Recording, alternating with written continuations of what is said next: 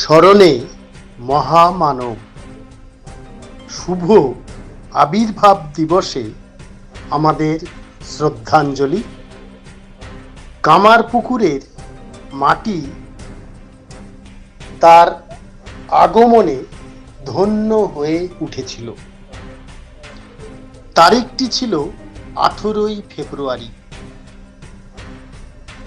1836 খ্রিস্টাব্দের।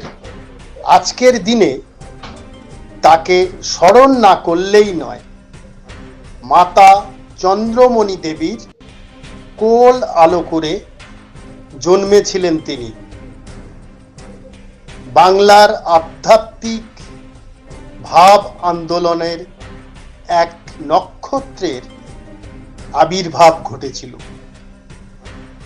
আধ্যাত্মিক ভাব প্রবাহের তারা বদলে ফেলেছিলেন সংস্কৃতি ও মানুষের চিন্তাধারা। তার জীবনের আদর্শগত শিক্ষা আজও চর্চিত হয়ে চলেছে দেশের সীমানা ছাড়িয়ে বিদেশেও। যার হৃদয় ছিল প্রেমে পরিপূর্ণ। তার প্রেম, করুণা, শিক্ষা ও সাধনা প্লাবিত করে চলেছে আমাদের সমাজ ও সংস্কৃতিকে। তার একটি বাণী, ঈশ্বর সকলের ভিতরেই আছেন, কিন্তু সকলে তার ভিতরে নাই। এজন্যই লোকের এত দুঃখ।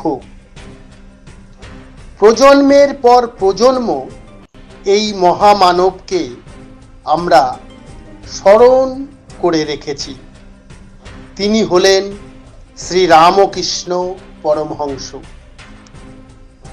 আজ এই শুভ জন্মদিনে সশ্রদ্ধ প্রণাম জানাই।